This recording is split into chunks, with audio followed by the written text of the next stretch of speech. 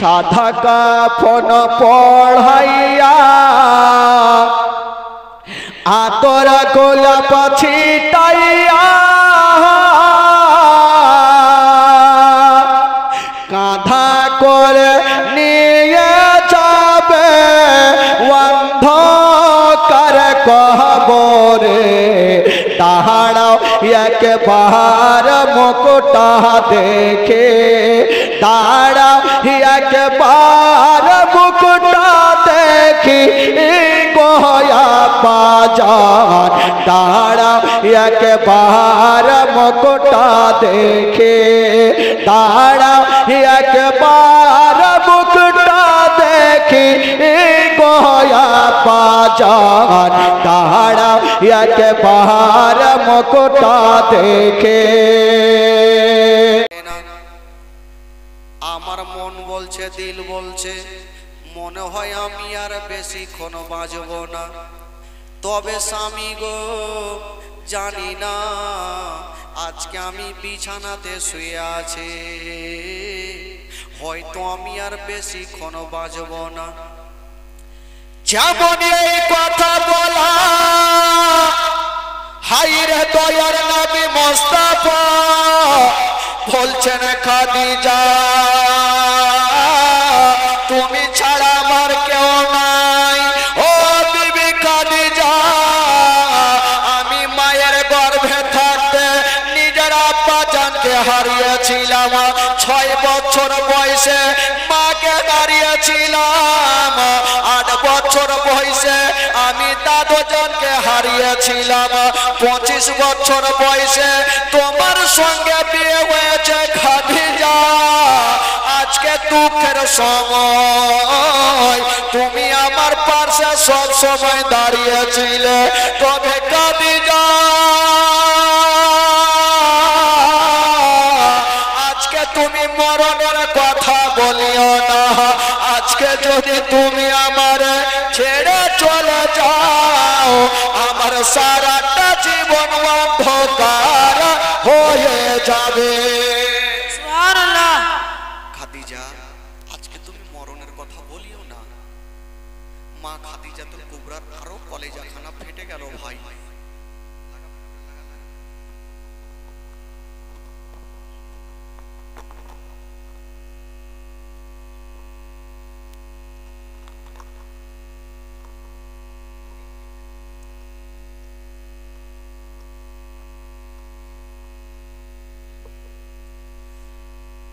মা খাদিজাতুল কুবরা বলেছিলেন, স্বামী গো আমার মনটা ভালো করে না, আমি ইন্তিকাল করে যাব। হায়রে খাদিজা আমার নবীর হাতখানা ধরে যেন বাবা চোখের পানি ছরছর করে গড়াইয়া দিচ্ছেন। ও গো মা,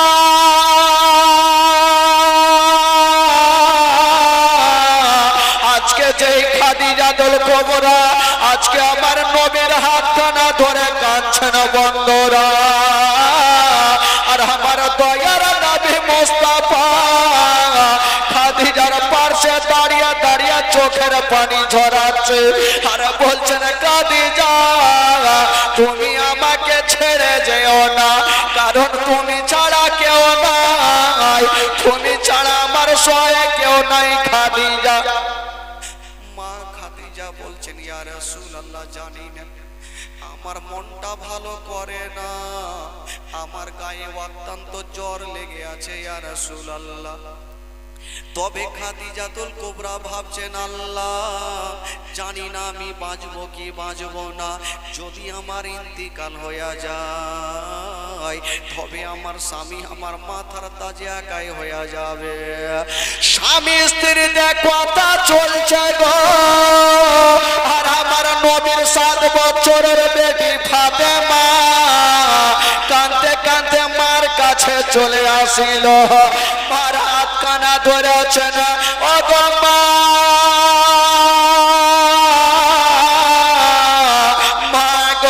আজকে তুমি কেন বিছানাতে শুয়ে আছো মা, কেন তোমার চোখে পানি মা? এই কথা বলতে নাই খাদিজাতুল কুবরা আমার নবীকে টেনে বুক গেছেন। ওরে বেটি ফাতেমা, ওরে লাডলি ফাতেমা, তুমি আমার বুকখানে আসো রে মা। 7 বছরের ফাতেমা যেন মায়ের বুকে ঢুকে গেছেন বন্ধুরা। মা খাদিজা মা ফাতেমাকে ধরে যেন বাবা গালে মুখে চুমা খাচ্ছে, একবার কপালে চুমা খাচ্ছে, একবার গালে চুমা খাচ্ছে, একবার মুখে চুমা খাচ্ছে, আর বলছেন ফাতেমা আজকে তোমাকে চুমা খাচ্ছি রে মা, আর মনে হয় কখনো চুমা খেতে পাবো না। মা আজকে তোমাকে চুমা খাচ্ছি মা, মনে হয় আর কখনো চুমা খেতে পাবো না। ফাতেমা তো যাহারা বলছেন মা গো, মা তুমি এই ধরনের কথা কেন বলছো মা, কি হয়েছে বলো? এই কথা বলতে নাই। হাইরে মা খাদিজা ফাতেমাকে ধরে যেন বুকখানে লাগাইয়া সান্ত্বনা দিচ্ছেন, বেটি ফাতেমা আমার সময় হয়ে গেছে মা, আমাকে দুনিয়াটা ছেড়ে বিদায় নিয়ে চলে যেতে হবে মা। হাইরে নবী নন্দিনী ফাতেমা স্বামীর বাবা গো, আমার নবীর হাতখানা ধরে বলছেন আব্বা গো, আমার মা মরণের কথা কেন বলছেন আব্বা? আব্বা গো আমার মা যদি না থাকে আমার সারাটা জীবন অন্ধকার হয়ে যাবে।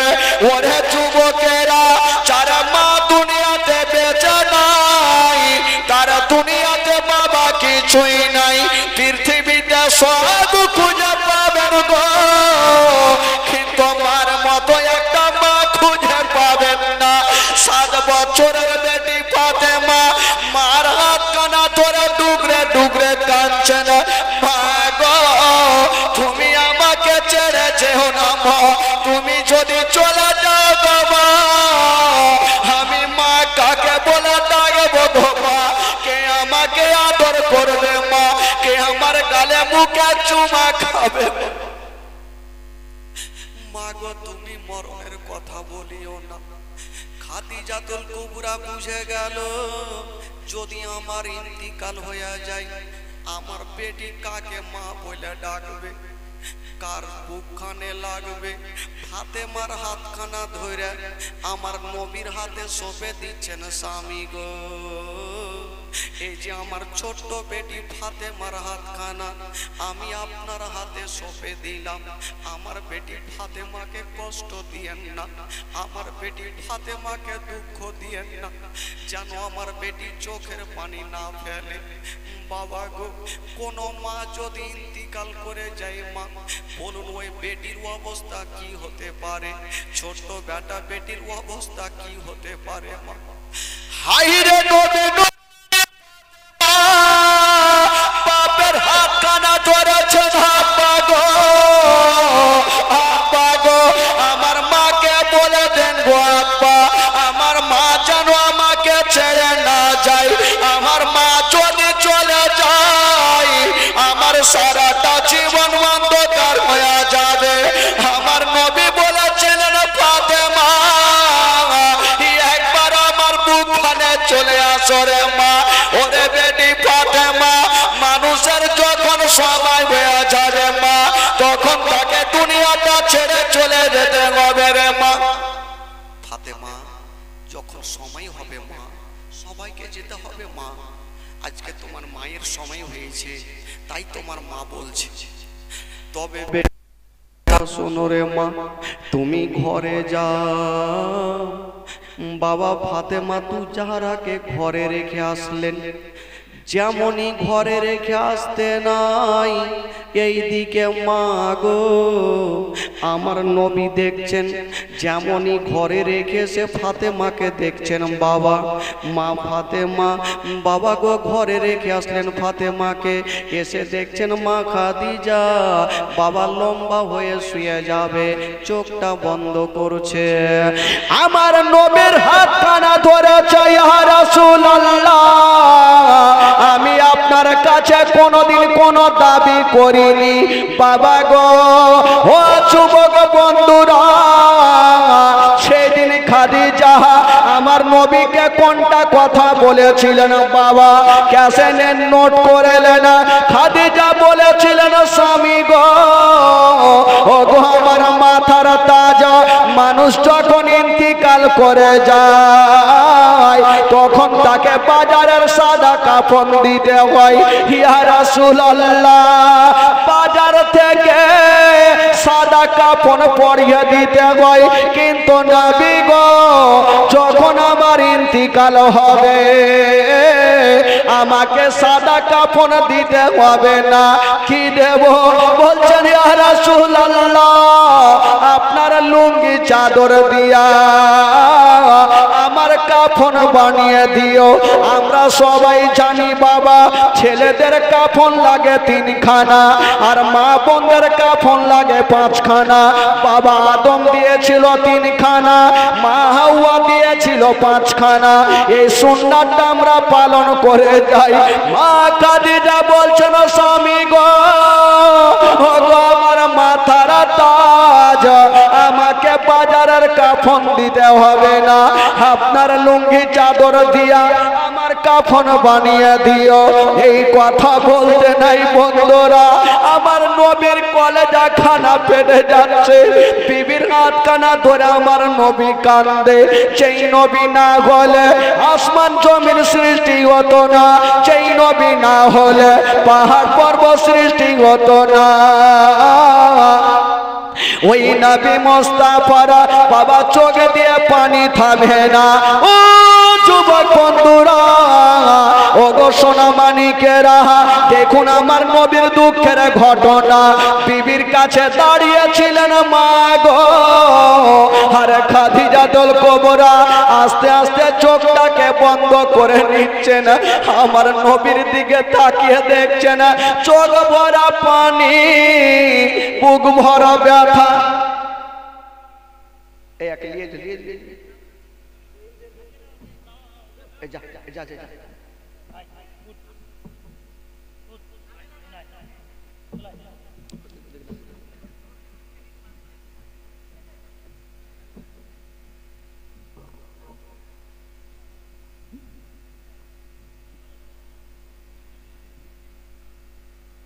আগে ছিল সেটা আগে ছিল।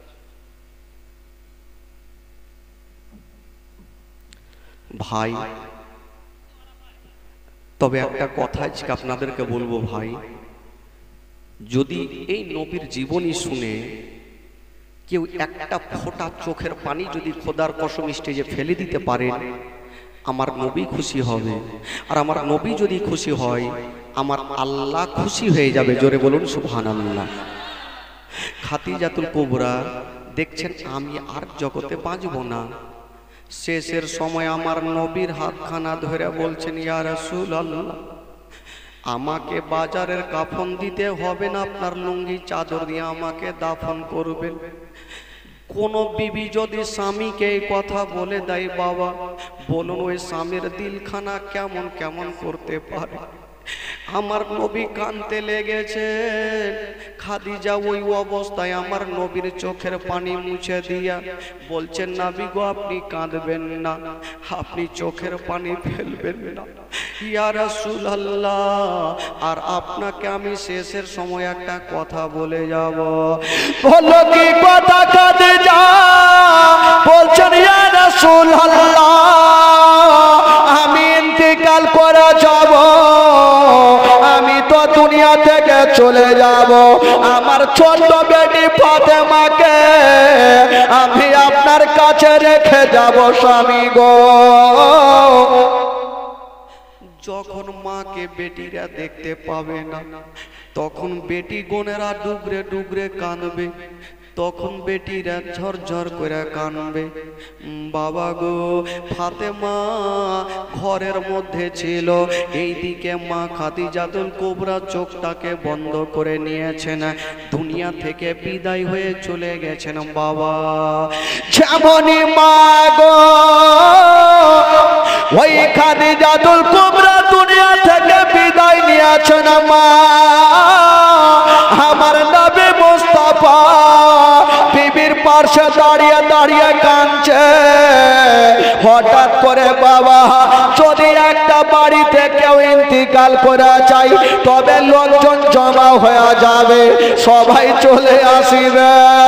মা খাদিজা যখন বাবা ইন্তিকাল করে গেছে লোকজন জমা হয়ে গেল, সবাই চলে আসিল, সবাই হাজির হয়ে গেছে।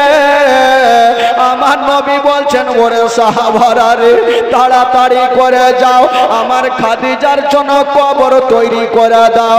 ও যুবক বন্ধুরা, মা খাদিজার জন্য একখানা কবর তৈরি করে দেওয়া হইল।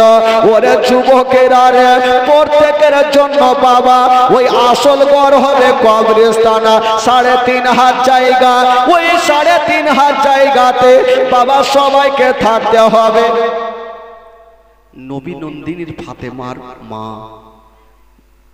খাদিজাতুল কুবরার জন্য একটা কবর তৈরি করা হইল। আমার নবী বলছেন সাহাবারা একটা কথা শুনো, ওই তাড়াতাড়ি বসা তো ওরাকে, তাড়াতাড়ি বসা, তাড়াতাড়ি বসা। একটা কবর তৈরি করা হইল ভাই। যেমনই কবর তৈরি করা হইল আমার নবী দাঁড়িয়ে দাঁড়িয়ে কান্দে। সাহাবারা বলছেন ইয়া রাসূলুল্লাহ আপনি কাঁদবেন না। বলে ওরে সাহাবারা রে, আমার খাদিজার বিবির জন্য কি তোমরা কবর তৈরি করেছো? বললো হ্যাঁ করেছি। বলে একটু সুন্দর করে তেল করে তৈরি করে দাও, কারণ আমি খাদিজার গুণটা ভুলতে পারি না, আমি খাদিজার ভালোবাসাটা ভুলতে পারি না।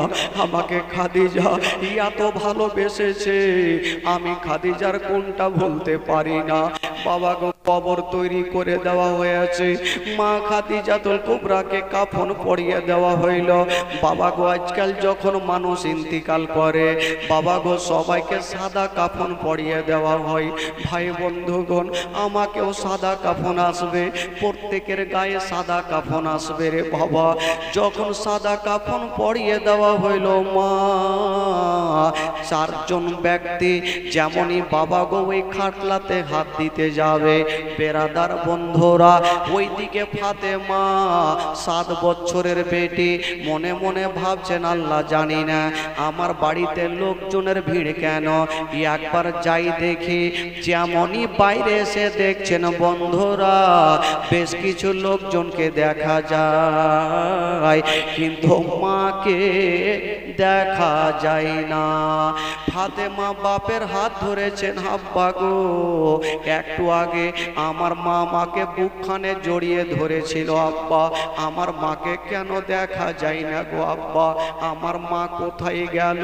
আমার নবী বলছেন ফাতেমা তোমার মা আর তোমার সামনে কখনো আসবে না রে মা, তোমার মা দুনিয়া থেকে বিদায় নিয়ে চলে গেছে রে মা। হাই রে নবী নন্দিনী ফাতেমা 7 বছর বয়সে যেন কাঁদতে আরম্ভ করেছে না। মা গো যারা মা নাই তারা দুনিয়াতে কিছুই নাই বাবা। ফাতেমা বলছেন আব্বা গো মাত্র আমার 7 বছর বয়স আব্বা, আমার মা যদি চলে যায় আমার সারাটা জীবন অন্ধকার হয়ে যাবে। আমার নবী বলেছিলেন ফাতেমা ওরে বেটি ফাতেমা তুমি চোখের পানি ফেলিও না, আব্বা গো আমার মা যে ইন্তিকাল করে গেছে, কই আমার মাকে কেন দেখা যায় না? বলছেন ওরে ফাতেমা ওই যে দেখছো খাটলাতে তোমার মাকে আছে, তোমার মা রাখা আছে। ফাতেমা তু যাহারা আস্তে আস্তে মায়ের কাছাকাছি হইল। বলুন 7 বছরের বেটির কতটা বুদ্ধি জ্ঞান হবে বাবা। সাইরে চাঁদের মতো চেহারা, ফাতেমাকে আমার আল্লাহ এত সুন্দর করে বানিয়েছেন। বাবা গো মার কাছে দাঁড়িয়ে দাঁড়িয়ে যেন ঝরঝর করে কাঁদছে। মার কাছে দাঁড়িয়ে দাঁড়িয়ে যেন ঝরঝর করে কাঁদছে। বাবা গো, আমার নবী বলছেন ফাতেমা কান্দিও না, তোমার মাকে আসল ঘরে নিয়ে যেতে হবে মা, তোমার মাকে নিয়ে যাব। ফাতেমা বলছেন আব্বা গো, আমার মাকে নিয়ে যাবে না আব্বা, আমি কোনোদিন আর কোনো কথা বলবো না আব্বা, আমার মাকে নিয়ে যাবেন না, কারণ আমার মা না থাকলে আমি যে বেটি থাকতে পারবো না। আমার 7 বছর বয়স, 7 বছর বয়সে যদি মা চলে যায়, আমাকে কে গোসল বানিয়ে দিবে, কে আমারে পেচ্ছাপ করাবে, কে পায়খানা পরিষ্কার করে দেবে? মা না থাকলে আব্বা অন্ধকার। আমার নবী থামতে পারলেন না, দিলখানা ফেটে গেল। ফাতেমাকে ঘরে রেখে আসলেন। মা, মা তুমি কান্দিও না, আর কান্দিও না, তোমার কান্নাতে আমার কলেজা খানা ফেটে যায়। ফাতেমা ঘরে কান্দে, আর আমার নবী বাইরে দাঁড়িয়ে দাঁড়িয়ে বিবির সামনে কান্দে। যেমনই 4 জন ব্যক্তি খাটলা উঠাতে যাবে, আবার ফাতেমার কি হয়ে গেল, ঘর থেকে দৌড়িয়ে চলে আসলো। আব্বা গো, আব্বা একটু একটা কথা বলবো আব্বা। বললো ফাতেমা কি কথা? বলছেন আব্বা গো, আমার মাকে নিয়ে চলে যাবেন আব্বা, আমি আর দেখতে পাবো না। তবে আব্বা গো, মাকে নিয়ে যাওয়ার আগে একবার খাটলা খানা নামিয়ে দেন আব্বা, একবার শেষবারের মতো আমার মায়ের চেহারা খানা দেখে নিব আব্বা, আর মাকে দেখতে চাইবো না। কোনো বেটি যদি দিল্লি বোম্বাইয়ে থাকে, আর মা যদি বান্নাতুলা ইন্তিকাল করে, বেটি যদি শুনতে পায় আমার মা জগতে বেঁচে নেই, বলুন ওই বেটির অবস্থা কি হতে পারে? গাড়ি না পেলে ও দৌড়াতে আরম্ভ করবে। শেষের সময় একবার আমি মার চেহারা খানা দেখবো। মা গো, যার মা নাই সেই জানে যে মা না থাকার ব্যথা কতটুকু হয়। বাবা গো, আজকে আমরা মাকে ভালোবাসি না, মাকে চিনতে পারি না। হে মুসলমান বন্ধুরা, আজকে সেইগুলা ভাবছেন, যখন মা ইন্তিকাল করে যাবে সেই দিন আপনি ভাববেন যদি মায়ের সেবা করতাম তবে কত ভালো ছিল। মা সন্তানের জন্য যদি দোয়া করে দেয়, বাবা মায়ের দোয়া কারেন্টের মতো কবুল হয়ে যায়। ওই জননী মাকে দেখার জন্য পেটে দিল্লি বোম্বাই থেকে বাবা উঠতে পড়তে চলে আসবে। শেষের সময় যখন বাবা গো জানাজার জন্য বের হবে, বেটি ডাক দিয়ে বলবে দাঁড়িয়ে যাও, একবার আমি মার চেহারা খানা দেখে নেব, আর মাকে দেখতে পাবো না। সেই দিন ফাতেমা, 7 বছরের ফাতেমা বলছেন আব্বা গো, আর মাকে দেখতে পাবো না, একবার খাটলা খানা নামিয়ে দেন, আমি একবার বাঁধন খানা খুলে দেন আব্বা, শুধু একবার মাকে দেখবো, আর মাকে দেখতে চাইবো না। কোনো বেটি যদি বাপের হাত খানা ধরনের কথা বলে, বলুন ওই বাপের অবস্থা কি হতে পারে? আমার নবী কাঁদতে লেগেছে। ওরে সাহাবারা রে, একটু দাঁড়িয়ে যাও, দাঁড়িয়ে যাও, একবার বাঁধন খানা খুলে দাও, আমার বেটি ফাতেমাকে তার মার চেহারা খানা দেখতে দাও। ফাতেমা বলছেন আব্বা গো, শুধু একবার দেখবো আব্বা। সাদা কাফন পড়াইয়া আতর গোলাপ ছিটাইয়া কাঁধা করে নিয়ে যাবে অন্ধকার কবরে। দাঁড়াও একবার মুখটা দেখে, দাঁড়াও একবার মুখটা দেখি গয়া বাজার, দাঁড়াও একবার মুখটা দেখে, দাঁড়াও একবার মুখটা দেখি গয়া বাজার, দাঁড়াও একবার মুখটা দেখে। শত শত লোকেরা নিয়ে যাবে বহিয়া,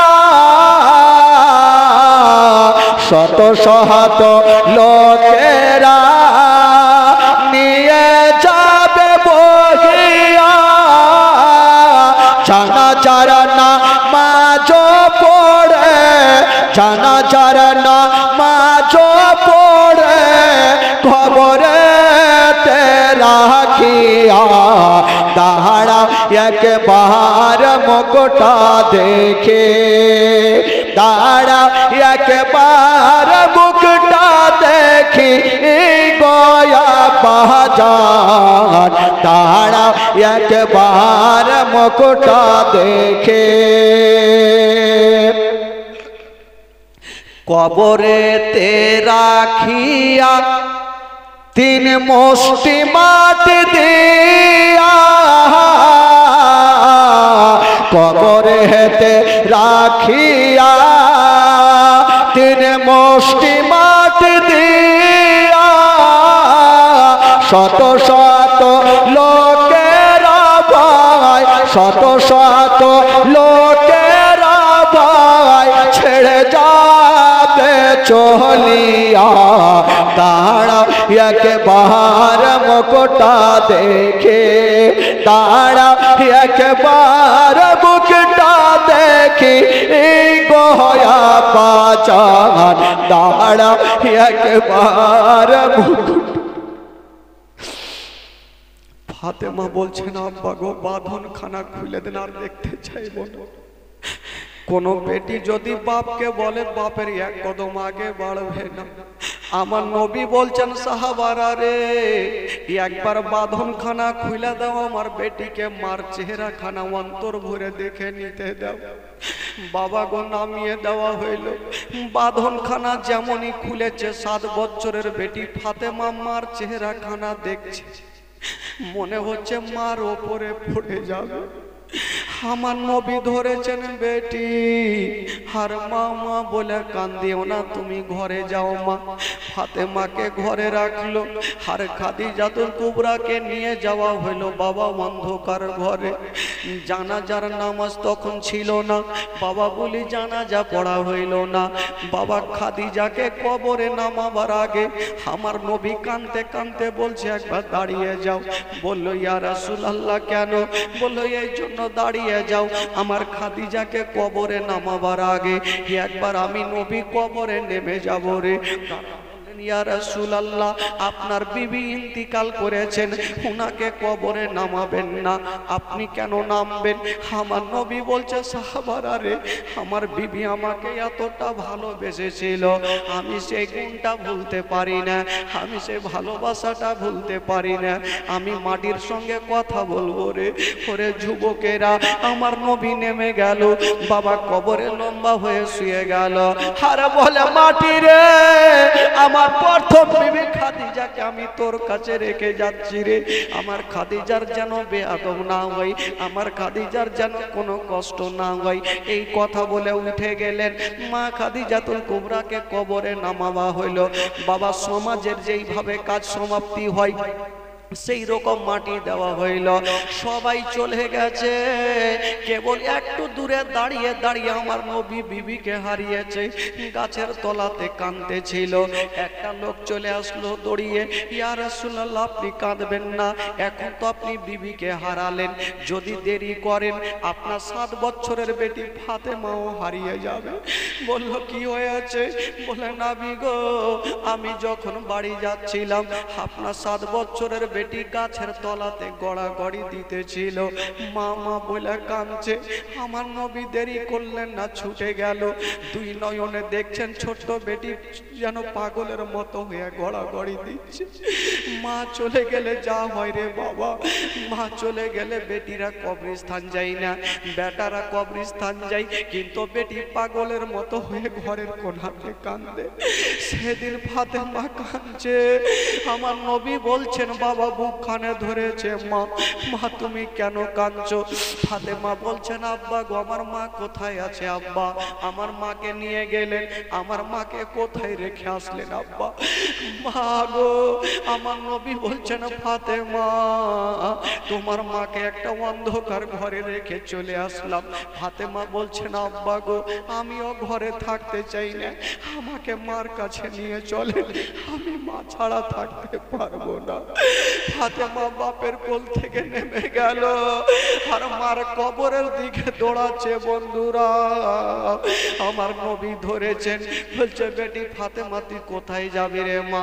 আব্বা আমি মার কাছে যাব, আমি মার বুকে যাব, আমি মা ছাড়া থাকতে পারবো না।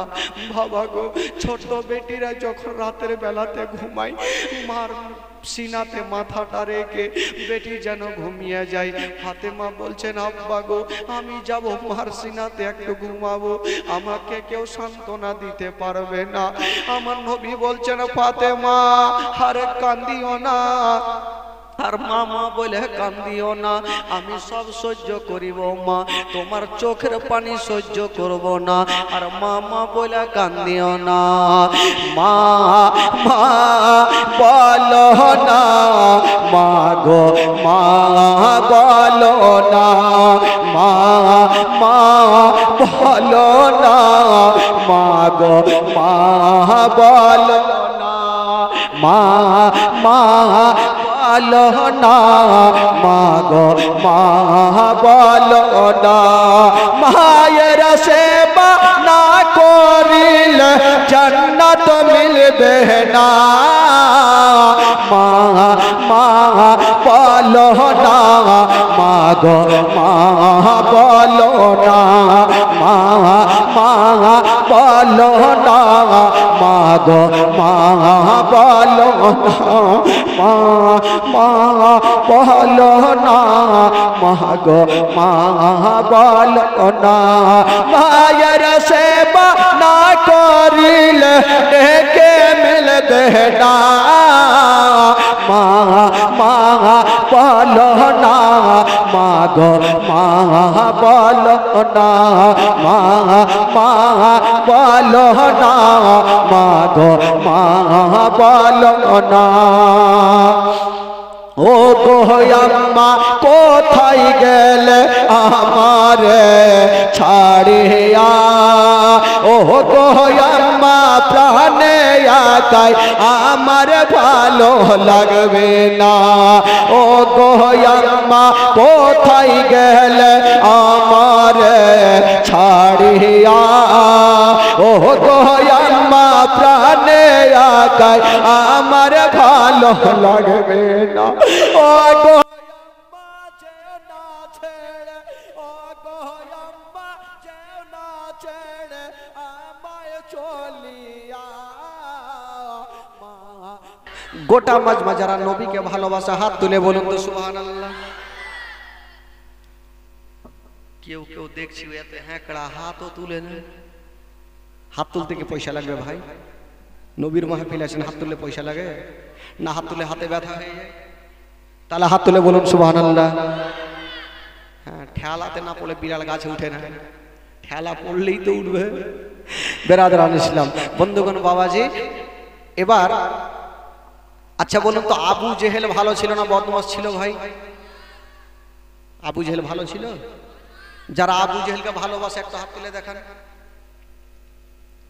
আগে মাকে কেউই নেই, খাতরা পাঠিয়েছে দেখলে। আবু জেহেল একদিন মিটিং বসিয়েছে যে আজকে মিটিং হলো যে কি করব, কি করা যাবে, নবীকে কি পারা যাবে না, কি করে মারা যাবে। বুদ্ধি কষলো, একটা ডিসিশন হলো, এক কাজ করো, রাতারাতি একটা বিশাল বড় কুয়া খুদবো। কুয়া বুঝলেন? কুয়া কি কহে? ধুমড়া, কুম্মা নাকি? চতুর্দিকে জীবনী করে তো সব রকম কথা। তো কেউ ইনারা বলে, কে কুয়া বলে, কে কুম্ভা বলে, কে গর্ত বলে, কে শর্ত বলে, কে গুদড়ি বলে, তেনা বলে, কথার শেষ নেই ভাই। তো কুয়া তৈরি করব আর ওই নবীকে কুয়াতে ফেলে দিব, না বাঁচবে বাঁচ, না বাঁচবে। এগুলো ফের মুখস্থ আছে ভাই। কুয়া তৈরি করা হইলো রাতারাতি, একটা বিশাল বড় কুয়া। আর নবীর বাড়ি ওই দিকে, আর এখানে কুয়া করেছে। আর আবু জেহেল এইখানে এখানটা খাট নিয়ে চৌকি নিয়ে কিন্তু ভাই ঘুমিয়েছে। গরমের দিনে 3, 4, 5, 7 ঘন্টা ল্যাপ গাই দিয়ে ঘুমিয়েছে, মানে লেহিলি গাই দিয়ে ঘুমিয়েছে। আর দুটা লোককে বলছে কুয়াতে এমন সুন্দর করে রেখেছে মানুষের ভার নিতে পারবে না। এই যে দেখছেন কাঁড়ি দিয়েছে, পাটখড়ি দিয়েছে, যাতে লোক যদিও চাপে তাহলে পড়ে যাবে। আর দুটা লোককে বলছে তাড়াতাড়ি যা, তোরা নবীকে বলবি যে তোমার চাচা কি বলে অসুস্থ হয়ে গেছে, মরণের আগে কলমা পড়বে, তুমি তাড়াতাড়ি করে যাও। আর নবী যখন আমার কাছে আসবে, আসার আগে আমি থাকবো এখানে, আগে কুয়াতে পড়ে যাবে, আর যেমনই পড়বে ধুলা বালি পাথর ফেলে বন্ধ করে দিব। এরা বললো ঠিক আছে। এই বাবা কুয়া খোদা হয়ে গেছে। আবু জেহেল বাবা গো গরমের দিনে 5-7 ঘন্টা লেহলি গায়ে দিয়ে ঘুমিয়েছে। দুইটা লোককে বললো যাও তোরা নবীকে ডেকে আনো। দুইটা লোক পৌঁছে গেল আমার নবীর সামনে গিয়ে বলছেন ইয়া রাসূলুল্লাহ, ইয়া হাবিবাল্লাহ, নবী গো আপনার কাছে আমরা এসেছি একটা কথা বলতে। বললো কি কথা? বলছেন নবী গো আপনার চাচা আবু জেহেল অসুস্থ হয়ে গেছে, তাই মরণের আগে আপনার কাছে কলেমা পড়তে চাই, আপনি তাড়াতাড়ি করে চলুন। আপনি না গেলে হবে না, আপনি জানার কলেমা পড়িয়ে দেন, জানি না খুব শরীর অসুস্থ, হয়তো মারা যাবে। আমার নবী যেমনই বের হবেন বাবা, যারা দুনিয়াতে কেউ নাই তার আছে মহান আল্লাহ। জোরে বলুন।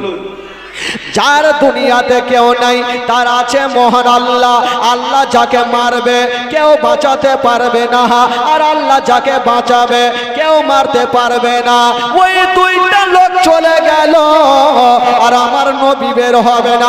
আল্লাহ বলে জিবরাইল দেরি করো না, তাড়াতাড়ি করে যাও, আমার নবীকে জানিয়ে দাও আসলে আবু জেহেল অসুস্থ হয় নাই, আমার নবীকে কুয়াতে ফেলার জন্য ডাকতেছে, তুমি তাড়াতাড়ি করে যাও, আমার নবীকে নিষেধ করে দাও, আমার নবী যেন না যায়।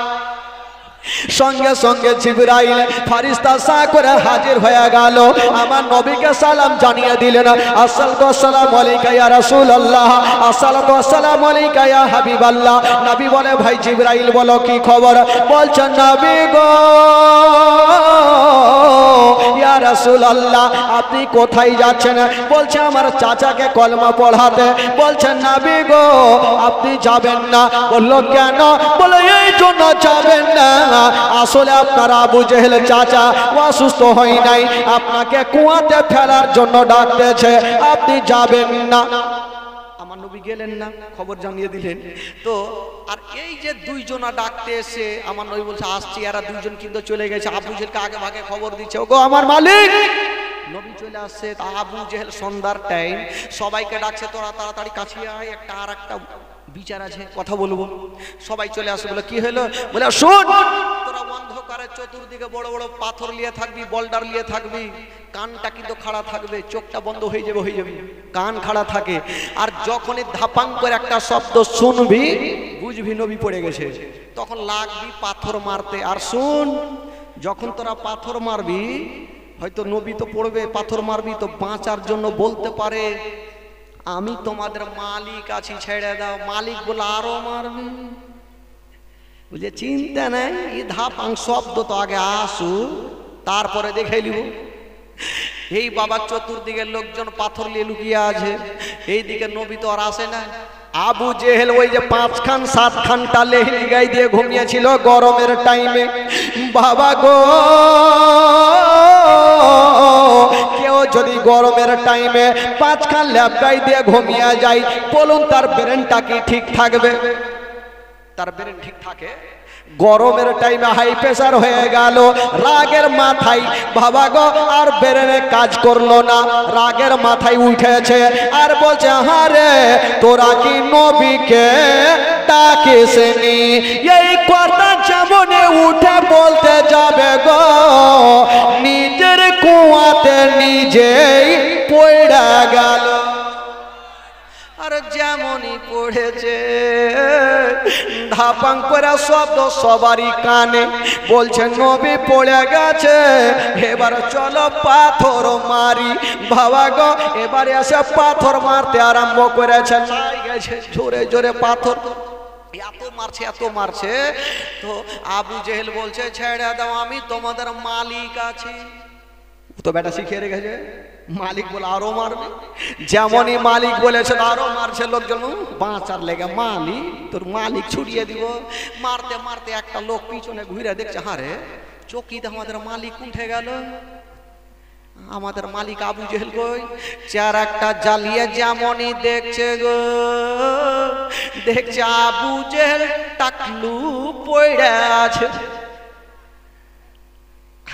আবু জেহেল বলছে ভাই রে আমাকে বাঁচা নাহলে আমার জান গেল ও তুই পড়লে খুব ভয় লাগছে নবীকে ফেলতে তো খুব ভালো লাগতো লোকজন বললো চিন্তা নাই হুজুর আপনাকে এত সহজে মরতে দি ভালো মানুষ তাড়াতাড়ি মারা যাবে ভাই খারাপ মানুষ জীবনে মরবে না ভালো করে ওর মরণ না থাকলে মরবেই না আবু জেহেল বলল তাড়াতাড়ি তুলো না আমার জান গেল লোকজন বলল হুজুর আপনাকে মরতে দিব না এখনই রশি আনবো আর আপনাকে রশি দিয়ে তুলে দিব বাবা গো এবার রশি নামিয়ে দেওয়া হইল আবু জেহেল এক হাতের জন্য ধরতে পারে না আবু জেহেল বলে ধরতে পারি না এক হাত রশি লিয়ে আবার বড় রশি লিয়ে আসলো আবার জোর দিয়ে নামালো আবার এক হাতের জন্য ধরতে পারে না আবার রশি নিয়ে আসা হইলো আবার জোর দিয়ে নামালো আবার এক হাতের জন্য ধরতে পারে না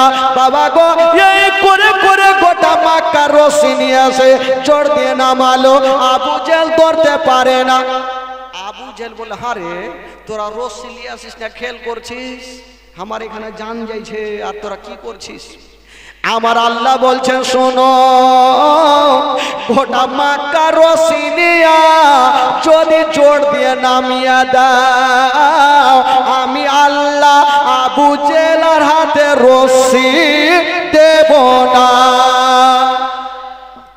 আল্লাহ যদি রশি না ধরে তো এটা আবু জেহেল কি ধরতে পারবে আবু জেহেল বলছে তোরা রশি লিয়ে খেল করছিস রে বলে হুজুর গোটা মক্কার রশি ফিনিশ আর রশি নেই আবু জেহেল বুঝে গেল হয় নাই হয় আমার ভাতিজা এই কুয়াতে জাদু করেছে ই বেটা জাদু করেছে তাড়াতাড়ি করে যাও পৃথিবীর কেউ তুলতে পারবে না আমার ভাতিজাকে নিয়ে এসো নাহলে এতে পয়সা মরবো তো লোকজন বললে হুজুর যায় যদি বলি যে আপনার জন্য কুয়া পিতা নিজে পড়ে গেছে তা আসবে না ধুর বেটা এরকম বলিস না তোরা বলবি অন্ধকারে পড়ে গেছে তাই ডাকছে এরা দুইজন গিয়ে বলছেন ইয়া রাসূলুল্লাহ ইয়া হাবিবাল্লাহ নবী গো আপনার চাচা কুয়াতে পড়ে গেছে তাই আপনাকে ডাকতেছে আমার নবী হচ্ছে রাহমাতুল লিল আলামিন আমার নবী রহমতের দাঁড়িয়েতে উতাল পাতাল করতে লাগলো আমার নবী বলছেন ঠিক আছে যাও আমিও চলে আসতেছি বাবা গো আমার নবী এক পা দুই পা করে চলে আসলেন বলছেন চাচা বলা কি হলো রে বাছা চাচা এত অন্ধকার কুয়াতে কেমন করে পড়লা বলে ভাতিজা পরে বলবো আগে তুলো না হলে আমার জান গেল তো আমার নবী বলছেন চাচা তোমাকে তুলতে পারি একটা শর্ত আছে আবু জেহেল বলছে টাকা পয়সা ধন দৌলত গাড়ি বাড়ি যা চাই দিয়ে দেব যাতে কলমা পড়তে না বলে না হলে ফের মুশকিল হয়ে যাবে বলছে ভাতিজা শর্ত পরে দিও আগে তুলো বলে তুলো না আগে শর্ত মানতে হবে না হলে তুলবো না আর আমার নবী যদি না তুলে তাহলে পৃথিবীর কেউ তুলতে পারবে না তো আমার নবীকে বলছে ভাতিজা বলো তোমার শর্ত কি আমার নবী বলছেন চাচা তোমাকে তুলতে পারি যদি আপনি আমার মধু মাখা কলেমা পড়ালে যেটা ভয় করছিলাম সেটাই হইল এখন যদি বলি ভাতিজা আমি পড়বো না তো ভাতিজা বলবে চাচা তোমাকে তুলবো না আর ভাতিজা না তুললে তো এখানে পয়সা মরতে হবে। তো আবু জেহেল তো চালাক মানুষ, তো আর ভালো করে জানেন ভাই, ও চালাক যারা থাকে, যারা মোটা বুঝা তারা একটু বেশি চালাকও হয়। খারাপ মানুষ চালাক বেশি হয়, গিরে গিরে বুদ্ধি হয়। আবু জেহেল বলছে, ভাতিজা আমি কথা দিলাম কলমা পড়বো, আগে তুলো। বলে পড়বো না, এখনিকা পড়তে হবে। বলে ভাতিজা রে, এ অন্ধকার কুয়াতে কেমন করে পড়বো, আগে তুলো, আমি কথা দিলাম পড়ে নিব। আমার নবী বুঝে গেলে এই কুত্তার দুম সোজা হবে না, একে তুলেই দিন, হলে কেউ তুলতে পারবে না। আমার নবী বলছেন, চাচা গো দেরি করো না, ও গো চাচা তাড়াতাড়ি আপনার হাত খানা বাড়িয়ে দাও। আবু জেহেল বলছে, হাত বাড়াও। গোটা মাক্কার রশি নিয়ে এসে তুলতে পারলো না, আর এই বেটা বলছে হাত বাড়াও। ফের তো বেটা জাদু করছে মনে হয়েছে। ফুইটা বলছে না, যদি বলে দেবেন তোকে তুলবেই না, উঠাই যায়, তারপরে দেখা যাবে। আমার নবী বলছেন, চাচা হাতখানা বাড়িয়ে দাও। আমার দয়ার নবী মুস্তাফা নিজের হাতখানা বাবা গো যেমনই কুয়াতে নামিয়েছেন, আমার আল্লাহ তাআলা আমার নবীর হাতকে লম্বা করে দিয়েছেন বাবা। আবু জেহেলের হাতখানা ধরে এত জোরে টান দিয়েছেন বাবা, টান দিয়ে আছড় মেরে জমিনে ফেলে দিয়েছেন। গায়ের ধুলাগুলা ঝাড়ছে। চলে তো যাব, একবার বলে দেখি। বলছেন, চাচা বলো কি হইলো বাছা? চাচা তুইলে তো দিলাম, এবার কলমা পড়ে হেলাও। বলছে, ভাতিজা পড়তাম কিন্তু আর পড়া হইবে না। কেন গো চাচা, তুইলে কি ভুল করলাম? বলে না ভাতিজা, একটা শিক্ষা পাইলাম। বলে কি? বলে ভাতিজা আমি জানতাম তোমার জাদু দুনিয়াতে চলে, আজকে বুঝে গেলাম তোমার জাদু অন্ধকার কুয়াতেও চলে। তো কুত্তার দুম কি সোজা হইবে ভাই? ওকে যত ডালডার তেল দাও, কেরাচিন তেল দাও, ও টেঁড়া তো টেঁড়াই থাকবে।